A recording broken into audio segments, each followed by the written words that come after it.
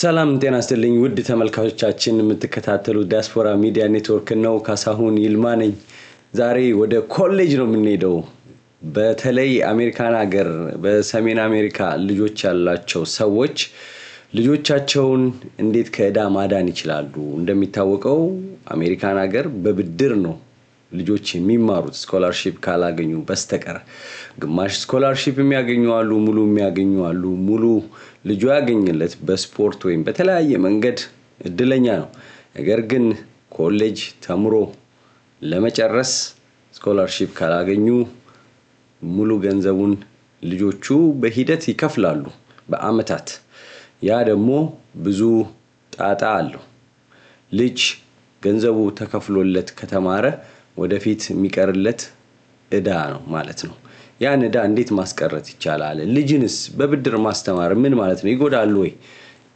ተበድሮ ይማራል ይከፍላል የሚልም አስተያየት አለ እነዚህን በደንብ እንፈትሻለን በዚህ ጋር ደግሞ የፋይናንሱን ጉዳይ ባለፈው በመጀመሪያ እንግዳ ሆና ቀርባ የህይወት መድንን ጉዳይ በደንብ ተንተናልን ያስረዳችን የቲ እሳቱ ናት እሷ ዛሬ ዳግመኛ እንግዳችን ሆና ይህንን ነገር በደንብ አንድ ባንድ ወክ ትሩ ውስጡን እንድንፈትሽና የተሻለውን እንድንመርጥ ወላጆች ዛሬ ልጅ ለመውለድ የተዘጋጁ ልጅ የወለዱ ትንንሽ ልጆች ያሏቸው ትምህርት ቤት ያልጀመሩ ልጆች ያሏቸውና የጀመሩ ልጆች ያሏቸው የልጆች ነገር ያሳስባል ሌት ተቀን ልጆች ማሳደግ ሰው የሚደክመው ልጅን ለቁም ነገር ለማብቃት ነውና የቲ ይህንን በቅጡ ታስረዳናለች አብራችሁን ትቆዩ ዘንድ ምጠይቀው ካሳሁን ይልማ ነኝ ፕሮግራማችንን ስለምትከታተሉ ስለምታበረቱን ኮንስትራክቲቭ ክሪቲሲዝም ይሄ ገንቢ ትችት እንዲሁም ምስጋና የምትሰጡን ሰዎች ከልብ እናመሰግናለን ይህን ዝግጅት የምትመለከቱ ደግሞ አሁን ዛሬ ብቅ ያላችሁ ሰብስክራይብ አድርጉ ላይክ አድርጉ ጥሩ ነገሮች በዚህ ሚዲያ ታገኛላችሁ የሚል እምነት አለኝ አሁንም ከኛ ጋር ትሆኑ ዘንድ ጠይቃለሁ የቲ ጤና ይስጥልኝ እንደምነሽ ጤና ይስጥልኝ ካሳሁን እንደምን ዋልክ እንደምን ሰንብተሃል ባለፈው ከተገናኘን ጊዜ በኋላ I hope everything is going well እንዴት ነው ደህና ነኝ በመጀመሪያው ዝግጅት ብዙዎች ትምርት ወስደዋል ያንንም ተመልሰን እንቃኘዋለን ጥያቄዎች ይኖራሉ ከዛ በኋላ ይመጡ እነዛን ደግሞ መልሰን በደንብ የምታስረጅበት ቀን ይኖራል ብዬ ጠብቃለሁ ማፋጠጥሽ ቀን አሁን ወደ ኮሌጅ እንሂድ ልጆችን ከኮሌጅ ዳ የማዳኛው መንገድ ከዕዳ እንዴት ነው የምናድናቸው አንድ ልጅ ኮሌጅ በብድር ሲማር ደግሞ ምን ማለት ነው የሚል ነው ርዕሰ ጉዳያችን ላንቺ መድረኩን ልልቀቅ እሺ ምልህ እነዚህ ልጆች ኃላፊነት ናቸው ለኛ ሙሉ ኃላፊነታችን ናቸው ለጀም አፕሊኬሽን ሞልተው መምጣት ይችላል ወይ ወደ ምድር ብለው የቀመጡ ስላልሆኑ በእኛና በፈጣሪ ትዕዛዝ የመጡ ስለሆኑ እነዚህ ልጆች ሲመጡ እንዴት ነው ቤተሰብ ዝግጁ ሆኖ ነው የመጡት ወይስ ዝግጁ አይደለም የሚለውን መመለስ ያስፈልጋል ብዙ ጊዜ ከሌ ተበድሮ ነው የተማረውና እዛ እድሜ ላይ ሲደርስ ተበድሮ ሊማር ይችላል የሚለው ነገር አለና እነዛን ስናይ ደግሞ አሜሪካን 50 ስቴቶች ቢኖሩትም ደግሞ 50ም ደግሞ የራሱ ህግና ደንብ አለው በተለያዩ የህይወት ጉዟችን ውስጥና የትምህርት ቤትን ጉዳይ ስናይ በየስቴቱ ያለውን ህግ ደግሞ ስናየው አንዱ ስቴት ላይ ወሰነውን አመት የሚችልለት ሊሆን ይችላል ለምሳሌ ኮሚኒቲ ኮሌጅን የሁለት አመት ድርጅቶች ማለት ስቴቶች የሚከፍሉባቸው ስቴቶች አሉ ከዛ ደግሞ እኔ እንዳለሁበት ስቴት ደግሞ ስታየው ወላጅ መበደር አለበት እንጂ ልጆቹ 23 አመት እስኪሞላቸው መበደር ስለማይቻል እንዴት ነው ልጄን ማስተምረው ብሎ አንድ ሰው ሲያመጣው ጀምሮ ማሰብ አለበት ማለት ነውና እነዛን ነገሮች ስናስብ አሜሪካን ለመሆኑ ምን አይነት የተለያዩ ነገሮችን አዘጋጅቷል አንድ ነው ሁለት ነው 10 ነው 100 ነው ምንድናቸው ብሎ በውስጡ ያሉትን ነገሮች በመንረዳበት ጊዜ ያሉትን 8ቱን ነው ይዤላችሁ ዛሬ ቀረብኩትና 8ቱን በተዋረድ በመንሄድበት ጊዜ ልክ ሰርግ ቤት ሄዳችሁ እንደተዘረጋው ብፌ ለጤናችሁ የሚሆነውን እና የማይሆነውን ለይታችሁ እንደምታነሱት ይሄም ደግሞ የተለያዩ ነገሮችን ስታየው ለካ እንደዚህ ነው የሚሰራው። ሰምቼ ነበር ባልደረባዬ መስሪያ ቤት ውስጥ ስለዚህ ነገር ሲያነሳ ልጄን በዚህ አስተምሬ ዲግሪውን ይዞ አሁን መስሪያ ቤት እንደውም እየከፈለለት ሰከንድ ዲግሪውን ወይም ማስተርሱን እየሰራ ነው የሚሉ ሰዎች እንሰማለን፣ በማንኛውም ኮሚኒቲ ውስጥ ማለት ነው፣ የስራ ባልደረቦቻችን። ስለዚህ ያ ነገር እንዴት ሊመጣ ይችላል፣ እንዴት ልናገኘው እንችላለን የሚለውን እነዛን 8 ነገሮች ከሄድኩባቸው በኋላ ከዛ ውጭ ደግሞ እነዚህን ለማድረግ ምንም በጀት የለኝም የሚለው ደግሞ ዲሲፕሊን በማድረግና የማንበብን ባህሪ ለልጆቻችን በማለማመድ ደግሞ the ultimate scholarship book የሚባለው ደግሞ የሚያመጣውን ነገር ምን አይነት ነገር ነው the ultimate scholarship book ያለው ልጆች ከሚፈልጉት በላይ ወይም የሚፈልጉትን ያህል መጠቀም የሚችሉበትን ገንዘብ አጠራቅመው ገንዘቡ ልክ ኮሌጅ ሲገቡ ሊላክ ይችላል። ያ ምንድነው የሚፈልገው? ከቤተሰብ ገንዘብ ሳይሆን ዲሲፕሊንና የማንበብ ባህሪያቸውን የመጻፍ ባህሪያቸውን አጠቃለን እዛ ውስጥ በመናይበት ጊዜ ይሄ አንዱ ነገር ነው። ወደዚህ ዝርዝር ከመግባታችን በፊት ጽሁፉም ላይ ባልጽፈው ያለው ነገር ሊጠቅም የሚችል ስለሆነ ነው ከናንተ ጋር ያነሳሁላችሁና እነዚህ በጣም ብዙ ዝርዝር ነው። እንግዲህ እዚህ ዝርዝሩ ላይ ካሳሁን ስክሮል ሲያደርግ ያያችኋቸው ለምሳሌ 6ቱን እዛ ላይ ጽፌላችኋለሁ። ያንን 6 ስናይ እንግዲህ ብዙ ሰዎች ከሚሰሙት ከ529 ፕላን ነው የምንነሳው ማለት ነው። በአብዛኛው ሰው ስለሚሰማው በመስሪያ ቤቱም ሲነገር ስለሚሰማ ይሄ 529 የሚባለው ምንድን ነው ብለን ስንል 529 ፕላን 100% ስታክ ማርኬት ውስጥ ወደ ላይና ወደ ታች እያለ የሚያድግ የተወሰኑ ውስን የአሎኬሽን ሪስትሪክሽን ያለው በዛ ላይ ደግሞ ለትምህርት ቤት ብቻ ስንጠቀምበት ከታክስ ነፃ በሆነ ሁኔታ የምንጠቀምበት ነው ማለት ነው። ስለዚህ እነዚህ ነገሮች ልንጠቀምበት ስናስብ ደግሞ ኦኬ ህግና ደንቡ ምን ይላል ብለን ስንል በጊፍት ታክስ የአሜሪካን ሀገር ጊፍት ታክስ አንድ ሰው ለአንድ ሰው ሲሰጥ ምንም አይነት ታክስ ሳይከፍል ሊሰጥ የሚችልበት በየአመቱ ጣሪያው የተለያየ ነው። ስለዚህ የዘንድሮ የ2025ን ስናይ አንድ ወላጅ ለልጁ እስከ $19,000 ድረስ መስጠት ይችላል ይላል። ሲሰጥ የሚያስገባው ዲፈርድ የሆነ አካውንት ውስጥ አስገብቶ ዲፈርድ ሆኖ አድጎ ግን ለትምህርት ብቻ እንዲጠቀምበት ማለት ነው። ስለዚህ እነዛን ነገሮች ስናይ አልማርም ቢለኝስ ብዙ ነገር ባይምሯችሁ ይመጣልና ያ 529 ህጉ የትምህርት ቤት ክፍያ ራሱ በየጊዜው ስለሚጨምር አሁን ራሱ 2025 እና 2024 to 2025 እስከሚጨርሱ አሁን ልክ ይሄ ሜይ አሁን የጨረሱ ልጆች 2.8% ወደ ላይ ጨምሯል ማለት ነው የትምህርት ቤቱ ቱዊሽን። ስለዚህ ቱዊሽን ብቻ አይደለም ሚል ፕላን ደግሞ አለ። ሚል ፕላኑ ደግሞ የሚበሉበት ነው።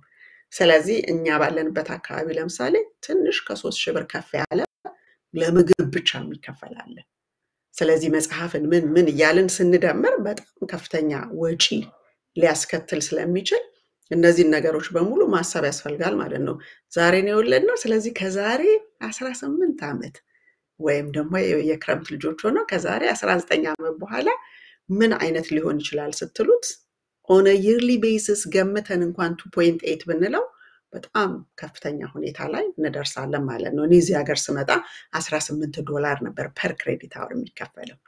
ስለዚህ አሁን ላይ በጣም ከፍተኛ ሆኖ አንድ ክላስ እኛ 300 ብር በማይሞላ አይወሰድንበትም in 1987 ዛሬ ላይ ደግሞ ስናየው አንድ ክላስ ለመውሰድ አንድ ልጅ 1500 1700 ለአንድ ሳብጀክት እንከፍላለን ማለት ነው።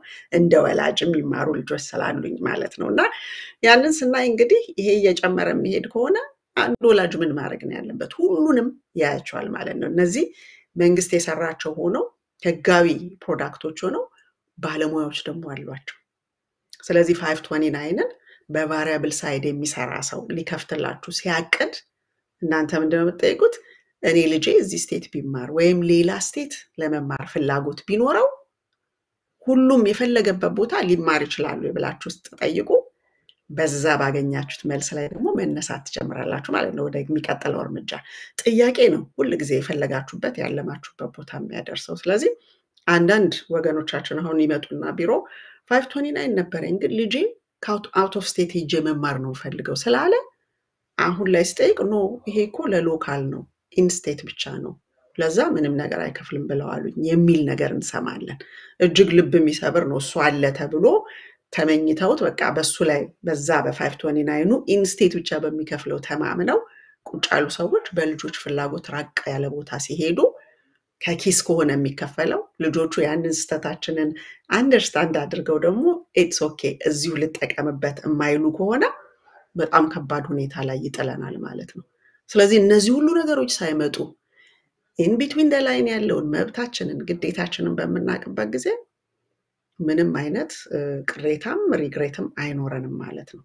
ስለዚህ 529ን ስታዩት የ19 ሺህ ብር ለአንድ ሰው እኔ ብቻዬን ኮንኩኝ 19 ሺህ ብር እኔና ባለቤቴ ብንሆን 38 ሺህ ብር መስጠት እንችላለን ማለት ነው በታክስ በጊፍት ታክሱ በዚህ በ2025 ማለት ነው።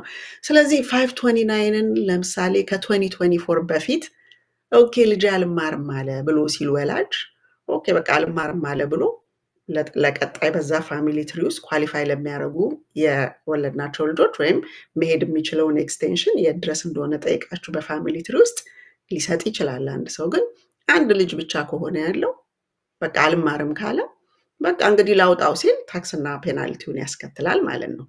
ያ ነገር ብዙ ሰዎችን ከ529 ራቅ ስላደረጋቸው እነሱ ደግሞ ኦኬ ሰዎች ለምን አይመጡም የሚለው ነገር ለነጋዴ ብዙ ጊዜ አስተማሪ ነው እና አሻሻሉት ማለት ነው። ከ2024 በኋላ ሰዎች ልጆቻቸው አልማርም አሉ ኦኬ አልማርም ካሉ ወደ ጡረታ አካውንታቸው አዙሩት አንቀጣችሁም የሚል ነገር መጣ።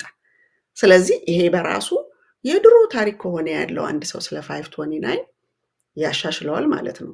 ድንገት አልማርም ቢል ነገሮች ቢለወጡ ለኮሌጅ ብቻ ነው ተብሏል እና ይሄንን እንዴት ነው ማረጋው? ከዛ ውጭ ደግሞ ከኪንደርጋርተን እስከ 12ኛ ክፍልም ላሉት አማውንቱን ሪስትሪክሽን ያደርጉታል እንጂ ለኮሌጅ ሲሆን ሪስትሪክሽን የለም። ከዛ በታች ላሉ ግን አወጣጡን ሪስትሪክት ያደርጉታል ቢኮዝ ፐርፐዙ ያው ኮሌጅ ላይ ሲሄዱ ከበድ ያለውን ቢል ለመክፈል ስለሆነ በኤሊመንተሪ ስኩል ሁሉን ነገር ሙጥጥ አድርጎ እንዳይጨርስ እንደ ተቆርቋሪም አድርጋችሁ ልታዩት በምትችሉት ሁኔታ በደንብ አድርጎ አስተካክሎ እንድትጠቀሙበት ያደርጋል ማለት ነው።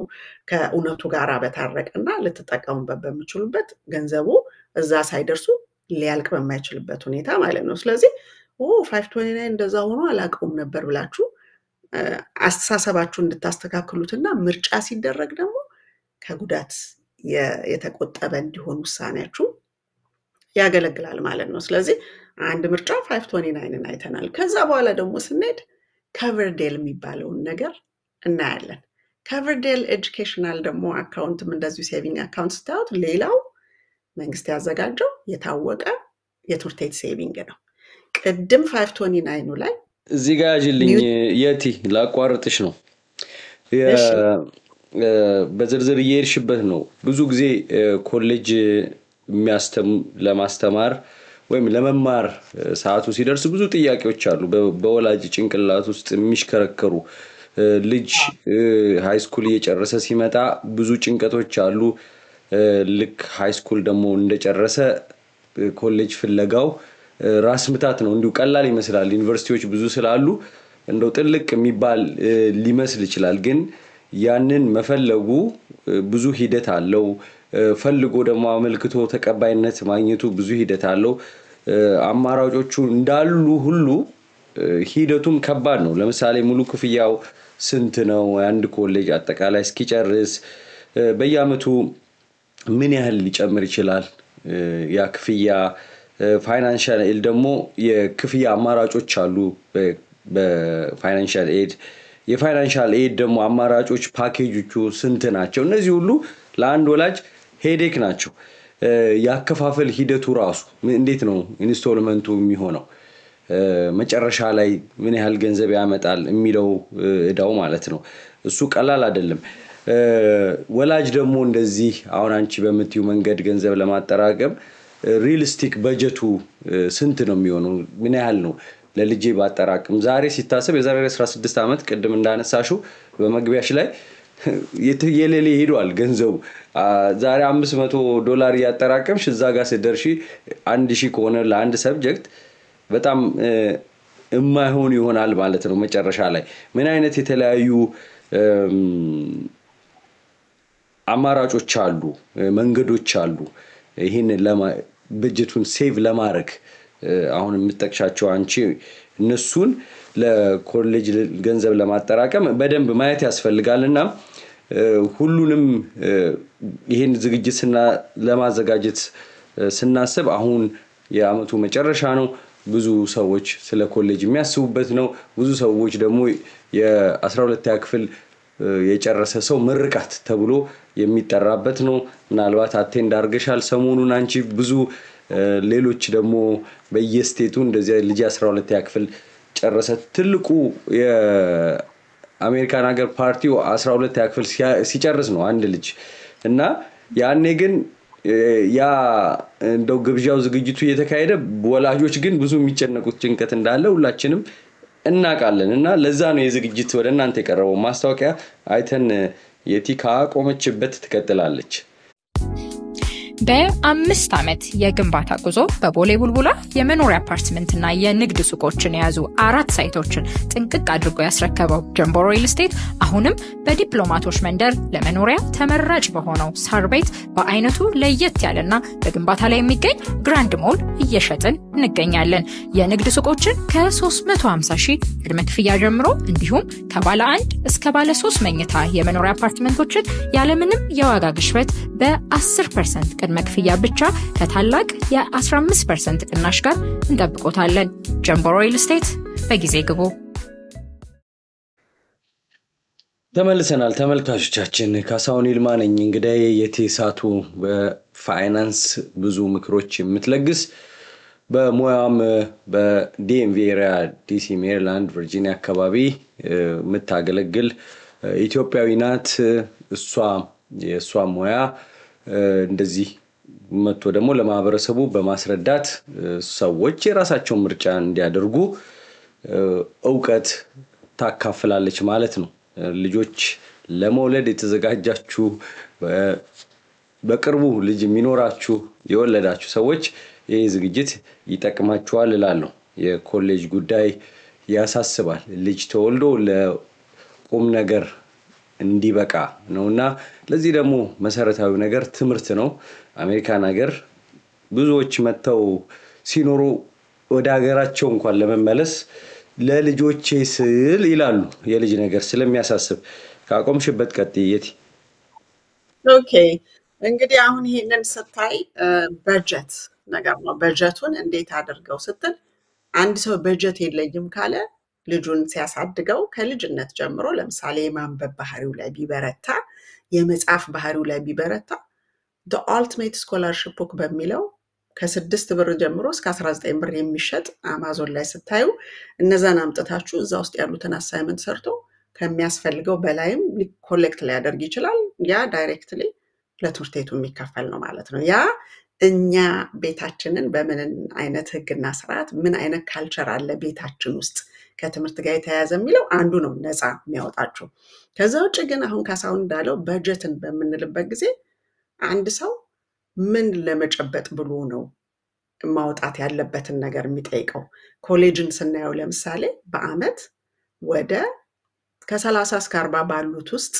ኮንሰርቫቲቭሊ ለኖርማል ሜጀሮች እንደ አካውንቲንግ ያለ ማኔጅመንት ያለ ነገሮችን ነው የምንለው ከሌሎቹ ከኢንጂነሪንግ ከሜዲሲን ከምናምን ጋር አንቀላቅላቸውም ከዛ በላይ ኮስት ስለሚያደርጉና ኖርማል ሜጀሩን ስናይ ግን ኦኬ ከ30 እስከ 40 ባሉት መሃል ውስጥ ስንል እኔ ለአንድ ልጅ 37,000 ብር የነበረበት ጋ ነው ለአንድ ልጅ 50,000 የሚከፈልበት ጋ አሁን ደግሞ ያለሁበት ጉዞ አለ ማለት ነው በሁለት ልጆች የተለያየ ዩኒቨርሲቲ ስለዚህ እነሱን ስናይ አጠራቅመን ነው የምናስተምረው ካልን መቼ ነው የሰማነው እኔ ፋይናንሻል ሰርቪስ ኢንደስትሪውን ስቀላቅል ስለሆነ ያን ነገር የሰማሁት ከሰማሁበት ጊዜ ጀምሮ እነሱ ኮሌጅ እስከሚደርሱ ድረስ በጣም ቁጥሩን የማላቀው ከፍተኛ ሀብት ከሌለኝ በስተቀር ኖርማል ሰው ሆነን ጀምረነው ለኮሌጅ ደርሶ 4 አመት ያስተምራል የሚለው ነገር ሪያሊስቲክ መሆን አለበት የምንመኘው ነገር ስለዚህ አንድ ቤተሰብ ምን ያህል ደሞዝ አለው ምን ያህል ወጪ አለው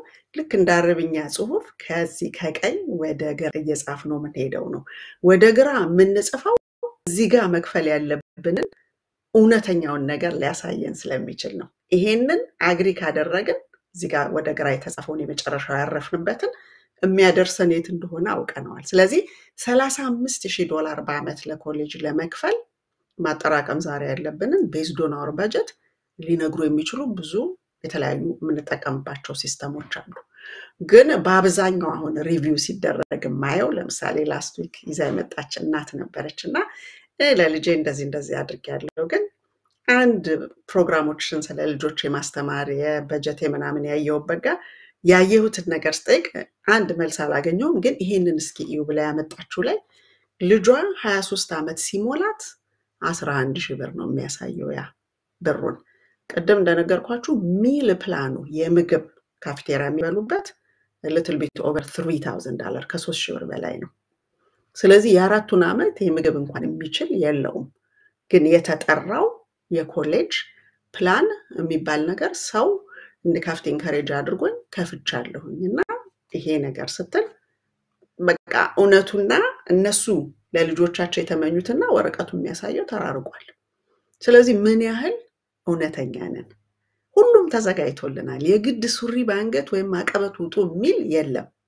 ምንም እኔ ባጀት የለኝም ካለ በርትቶ ዲሲፕሊን አድርጎ አልቲሜት ስኮላርሺፕ ላይ ያለውን ስኮላርሺፕ ቡኩ ላይ ያለውን ያንን ፕራክቲስ እያደረገ ልጁ የተለያዩ ኮንቴስቶችን እየተካፈለ በቂ ገንዘብ ሊመጣ ይችላል።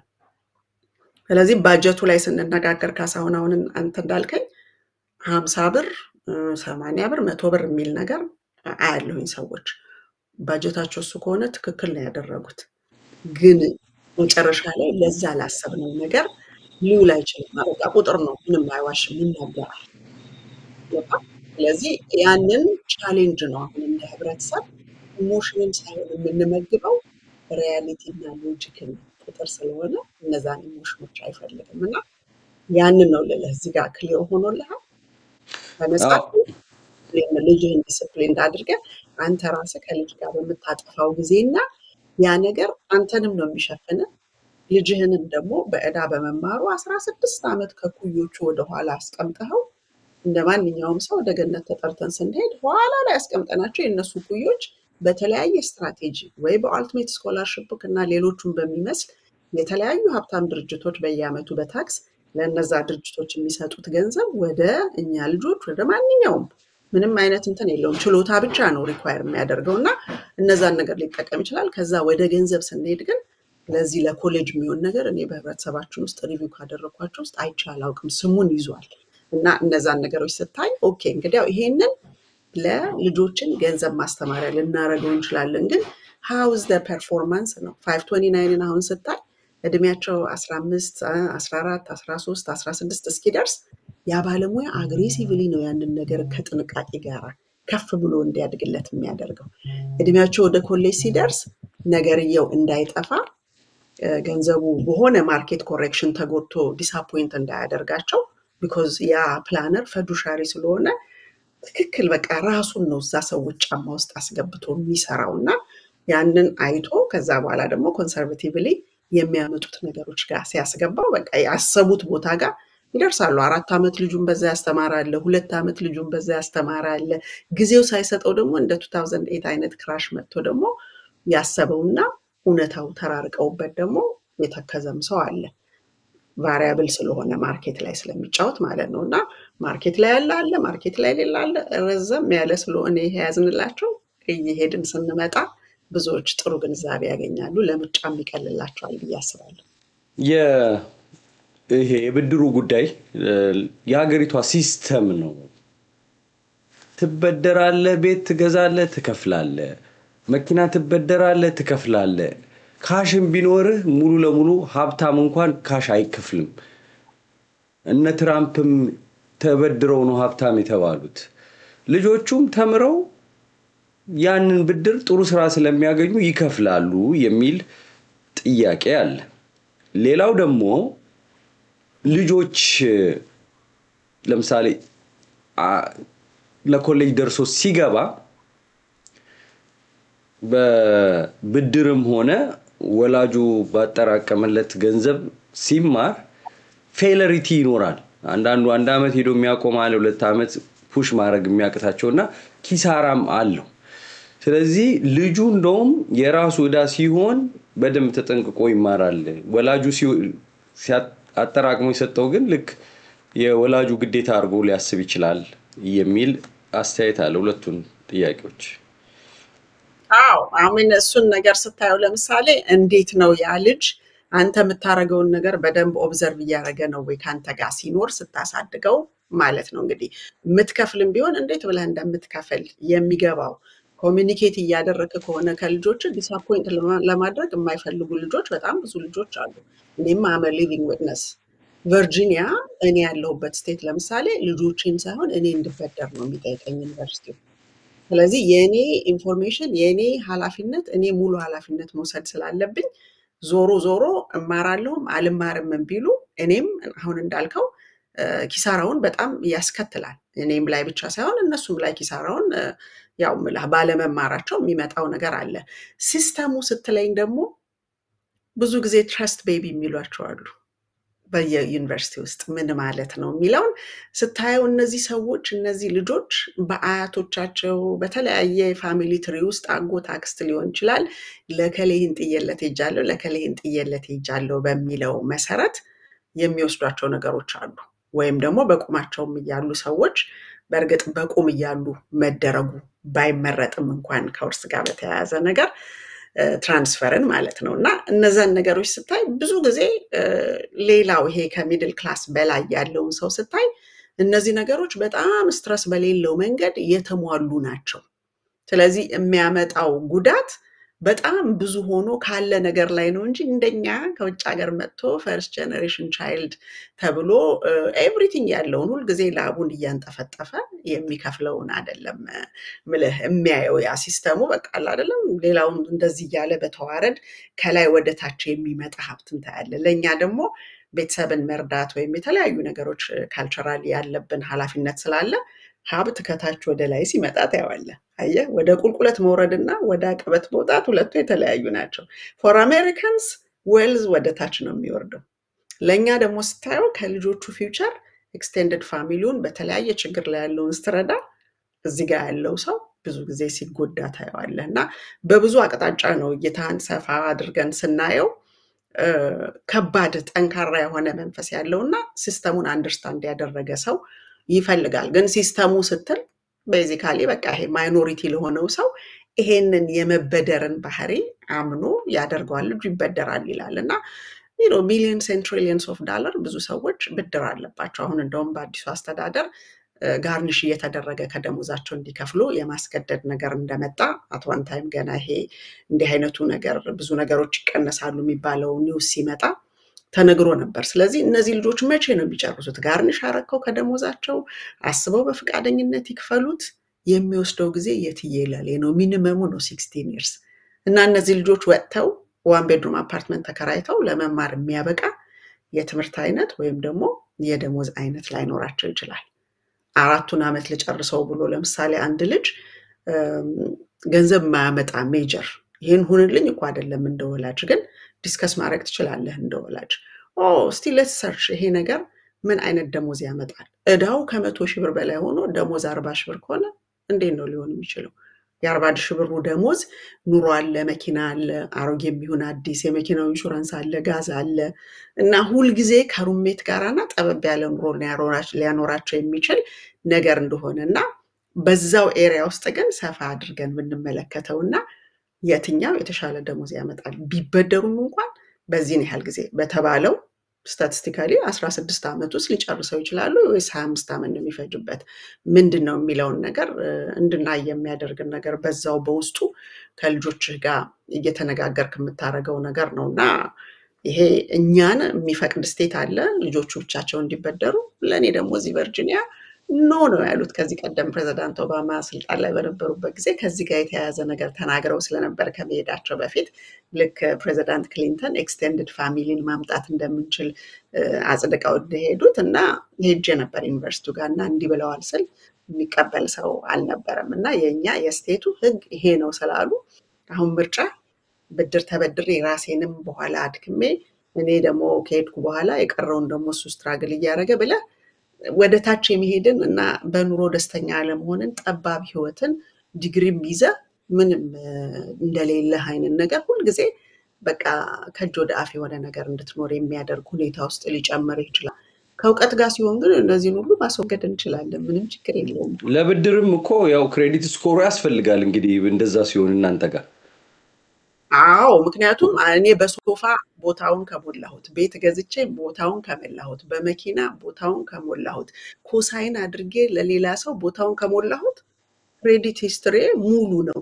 ለመበደር አንድ ብርም ሪሊ ትቀልጃለሽ ብሎ ሊልህ ይችላል የትኛውን ባንክ ጋር ስትሄድ። ስለዚህ የስንቱ ሰው ክሬዲት ሂስትሪ ፍሪ ነው ብድር ለመቀበልና ልጁን ለማስተማር። እነዚህ የዘረዘርኩልህ ነገሮች ይዘውት ከሆነ ቦታውን ምንድነው ለልጅ የምነግረው? አልመሰለኝም ነበር ላስተምር አልችልም ስትል ያ ልጅ መስመሩ ሊስት ይችላል በብስጭትና ካፓሲቲው በጣም ብዙዎቹ በጣም ጥሩ ስጦታ ያላቸው ልጆች ናቸው። ብዙ ነገር የፈለከው ልታስተምራቸው ትችላለህ።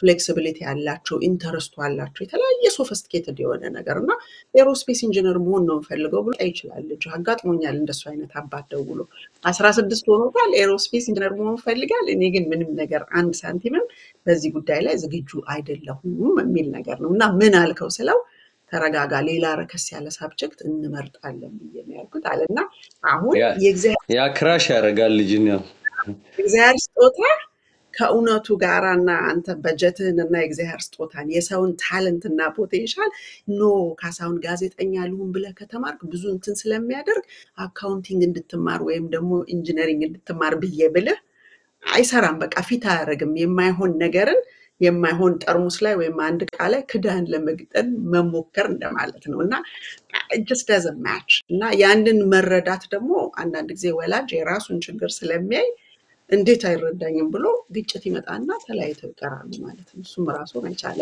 ርዕስ ነው በራሱ። ተመልካቾቻችን የምትከታተሉ ዲያስፖራ ሚዲያ ኔትወርክ ነው። ኮሌጅ ማስተማር ብዙ ነገሮች አሉ። በተለይ መጣባቸዋለን በተለያዩ መሰናዶች ዲያስፖራ ሚዲያ ኔትወርክ መኪና ተበድረው ገዝተው እየነዱ ቤት ተበድረው ገዝተው እየገዙ ሲባል መበደርና መግዛት ምንድን ማለት ነው? ቀላል ነው ወይ እንደሚታሰበው የሚለውን በአገር ቤትም ያሉ ወገኖቻችን እንዲረዱ የሚያደርጉ ዝግጅቶች ለማቅረብ እቅድ አለ፣ ዝግጅቱም አለ። ወደዛ እንመጣለን በቀጣዮቹ ሳምንታት ውስጥ። አንድ ልጅ ኮሌጅ ሲገባ ቱዊሽን አለ፣ የትምህርት ቤቱ ክፍያ ኮርሶቹን ለመውሰድ እያንዳንዱን። ከዛ ውጪ የምግብና ሃውሲንግ አለ፣ መኖሪያ ቤትም ምግብም አለ። እነዚህ በዝርዝር ስናያቸው ነው። ከዛ በኋላ መጽሐፎች አሉ፣ የትምህርት ግብዓት አሉ። እነሱን ስናያይ book bags, notebooks, pens, pencils, paper, computer እና ዴስክ አክሰሰሪስ የሚባሉት አሉ፣ ፎልደርስ ምናምን ትሬስ። እነዚህ ሁሉ ወጪዎች ናቸው ለአንድ ኮሌጅ ተማሪ። ከዛ በኋላ የትምህርት ቤቱ ክፍያ አለ፣ ፊው አለ። ዲፔንዲንግ ኦን የትኛው ትምህርት ቤት ነው የሚማረው። ይሄ ብዙ በራሱ ዝርዝር ያለው ነገር ነው። ከዛ በኋላ ኢኩዊፕመንት አሉ እና ሩም ማቴሪያልስ የሚባሉ ቅድም ካልናቸው በተጨማሪ ራሱ ኮምፒውተር እና ፕሪንተር ያስፈልገዋል አንድ ኮሌጅ ተማሪ እዚህ ሀገር። መብራት ራሱ የጠረጴዛ መብራት አንዱ ግብአት ነው ለአንድ ተማሪ። ማይክሮዌቭ አለ፣ ሬፍሪጅሬተር አለ። ያው አንሶላው ፎጣው ምናምን ተውት። ብዙ ወላጆች $1000 ከፍለው አንድ ቤድሩም አከራይተው ወይም ሁለት ቤድሩም ተከራይተው ሩምሜት አድርገው ከሁለት ወላጆች ሼር አድርገው የሚከፍሉ አሉ። በዚህ ፕሮሰስ ውስጥ ልክ አንድ ሰራተኛ ሲኖር የሚኖረው ህይወት ነው እነዚህ ኮሌጅ ተማሪዎች የሚኖራቸው። ስለዚህ እንዴት ነው የምንዘጋጀው? ትራቭሎች አሉና ሌሎች ተጨማሪ ወጪዎች አሉ። ለምሳሌ ልጁ ቴኒስ ይሆናል፣ ትምህርት ቤት ሲዘጋ መመለስ አለበት። አንዳንድ ተማሪዎች እዛው ስራ ምናምን ብለው ራሳቸውን ትንሽ የሚደጉሙ ተማሪዎች አሉ። ያ ተማሪውን ስትረስ አውት ያደርገዋል። ግን የኮሌጅ ተማሪዎች ስታርባክስም አካባቢያቸው ያለ ቦታም ተቀጥረው ፓርት ታይም የሚሰሩ አሉ። ለምንድን ነው? ለመኖር የሚያበቃ ነገር ስለሌላቸው ማለት ነው። እና እነዚህን እንዴት ማኔጅ ቀድመን ማድረግ እንችላለን? ቅድመ ዝግጅት እንዴት ማድረግ እንችላለን? እዛ ጭንቀት ውስጥ ሳንደርስ በፊት የሚለው ነው አሁን እየተወያየንበት ያለው። ምናልባት የቀሩ ነገሮች አሉ የት የምትቀጥያቸው?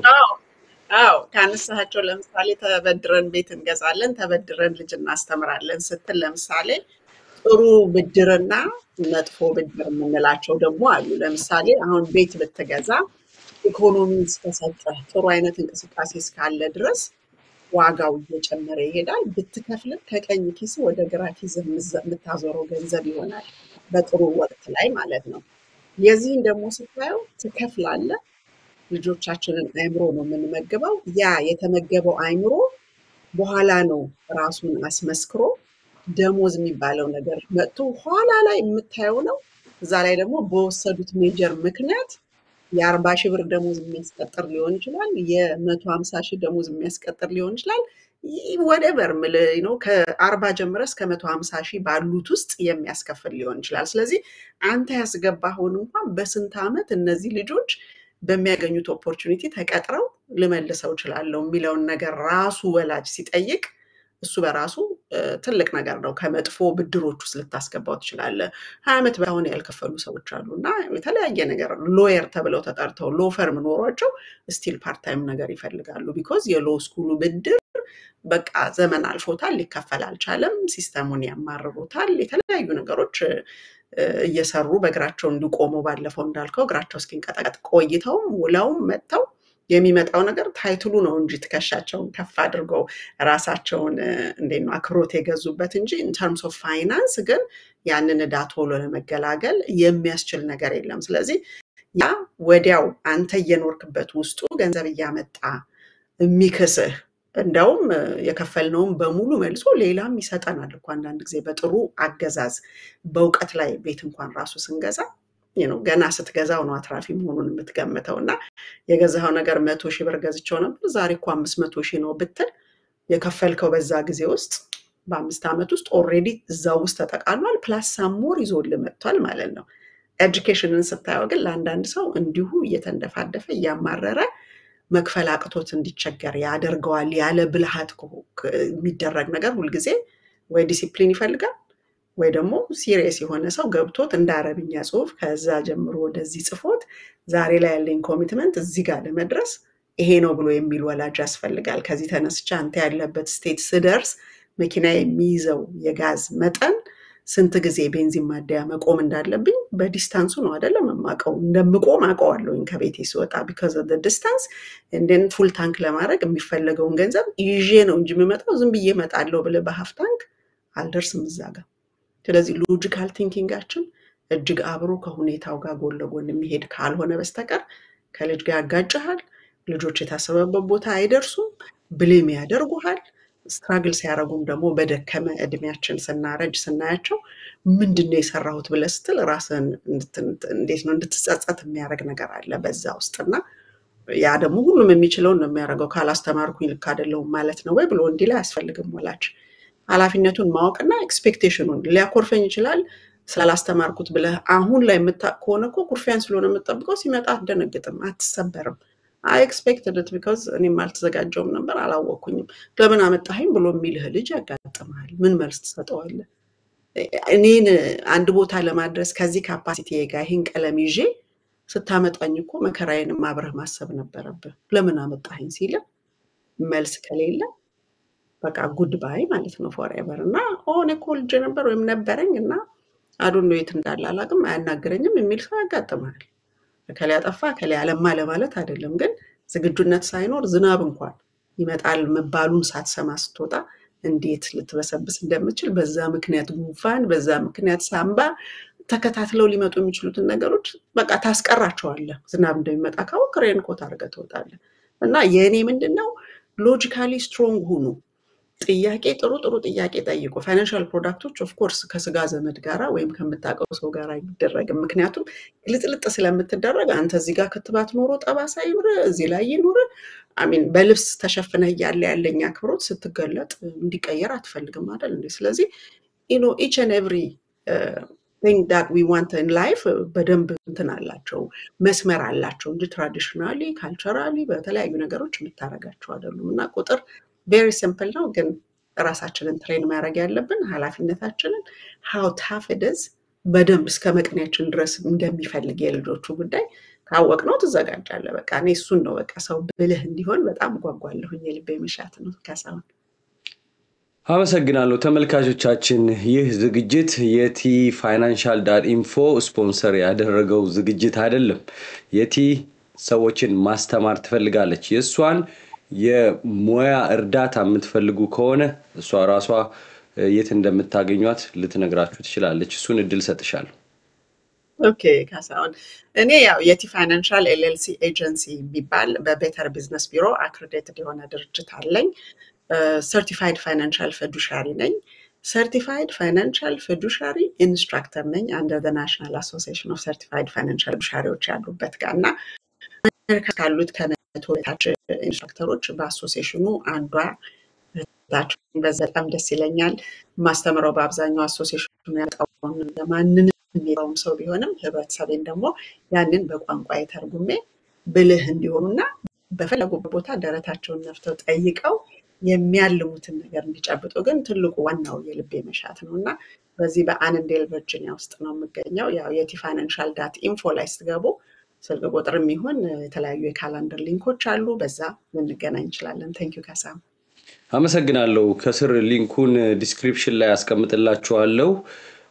በዚህ እና በተለያዩ የፋይናንስ ሙያ ላይ የምትገኙ ሰዎች እዚህ ዝግጅት ላይ መቅረብ እንፈልጋለን፣ የኛ ሙያችንን አስተዋጽኦ ማድረግ እንፈልጋለን የምትሉ ካላችሁ በ5126774634 ላይ ደውሉልን። ስፖንሰር አድርገን ደግሞ ዝግጅት ማስተላለፍ እንፈልጋለን የምትሉም ካላችሁ ዲያስፖራ ሚዲያ ኔትወርክ ለመቀበል ዝግጁ ነው። የራሱ መስፈርቶች ይኖራሉ። የናንተን ድርጅት ማስተዋወቅ የምትፈልጉ ዝግጅቶች ስፖንሰር ማድረግ እንደምትችሉ በዚሁ አጋጣሚ ልገልጽላችሁ ሞክራለሁ። ስለተከታተላችሁን ከልብ አመሰግናለሁ። በሌላ ዝግጅት ከየቲ ጋር ተመልሰን እንገናኛለን። በተለያዩ ፕሮግራሞች መልሰን እንገናኛለን። ያሉንን ዝግጅቶች ግን የዲያስፖራ ሚዲያ ኔትወርክ ተከታታዮች ይሄ ዝግጅት ይሄ ሚዲያ ይጠቅመናል፣ ለወደፊቱም ማደግ ይገባዋል የምትሉ ሰፖርት እንድታረጉ በተደጋጋሚ ጠይቃለሁ። ሰብስክራይብ አድርጉ። ለመርዳት የምትፈልጉ በካሻፕና ዜል ትችላላችሁ። 6463263147 ስልክ ቁጥሩ ነው። ካሻፕ ኦር ዜል እዛ ላይ ታገኛላችሁ ማለት ነው። በተለያዩ የሚዲያ ግባቶች በካሜራና ሌሎችም ይህን ሚዲያ መርዳት እንፈልጋለን። ዲያስፖራውን ያገለግላል። ሀገር ቤትና እኛን እዚህ እንደ ድልድይ ሆኖ ይጠቅመናል። ፖዚቲቭ ኢምፓክት በጎ ተጽዕኖ ማድረግ ይችላል። ዜጎቻችን ሊረዷቸው ቀድሞ ሊጠነቀቁባቸው የሚገባቸው አጠገባቸው ያሉ እድሎችን የማይጠቀሙባቸውን እንዲያዩ እንዲመለከቱ የተለያዩ ባለሙያዎችን ያቀርባል። የቴሌቪዥን ጣቢያ በሳተላይት መረጃ ሳተላይት ላይ በሮኩ ቲቪም ይገኛል። ሁላችሁም ስለምትከታተሉን አመሰግናለሁ። የቲ እግዚአብሔር ይስጥልኝ። መልካም ጊዜውንልሽ። አመሰግናለሁ። እኔም ታንክ ዩ ሶ ማች። ያሉትን እንግዲህ 8ቱን ተራ በተራ እንወርድባቸዋለን። አድማጭ ተመልካቾችን ደግሞ እጅግ በጣም አመሰግናለሁ። ሼር ማድረጉንና ሌሎችም አይምሯቸው ሰፋ እንዲል እንዲረዱ አደራ ማለት ወዳለሁ። ታንክ ዩ ሶ ማች ካሳሁን። የቀረውን እሷን ደውላችሁ በደንብ ታስረዳለች። ዝግጁ ናት። ለዛም እኛም ጋር ደግሞ ተመልሳ ትመጣለች የሚል እምነት አለን። ደህናውን መልካም በያላችሁበት ሁላችሁ።